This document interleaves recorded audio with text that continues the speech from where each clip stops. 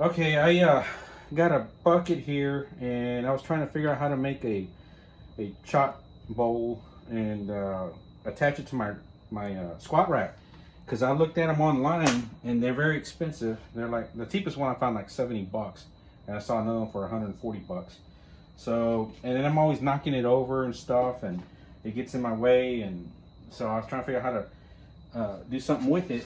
So this is what I kind of figured out. Works out pretty good for me, so I want to share it with you guys. And so what, basically it's just a regular bucket you can get at Walmart. So I take this off on one side, and what I do is I just work it through one side through here, make sure it goes all the way across, and then hook it, get this plastic thing across. Can you get this on this side? Yeah. Right here, make sure it goes all the way through, right there. There we go. And then right here, I'm just gonna attach it back on that, put in the hole right there. There you go, right there. I had it like that, but it's still kind of loose, so what I did is I got a bungee cord, and I got it hooked on one side here.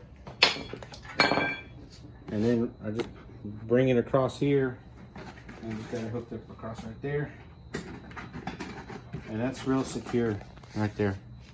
There you go, right there. It's real secure, and then you can just, you know, chalk your hands up, and then you can do your training.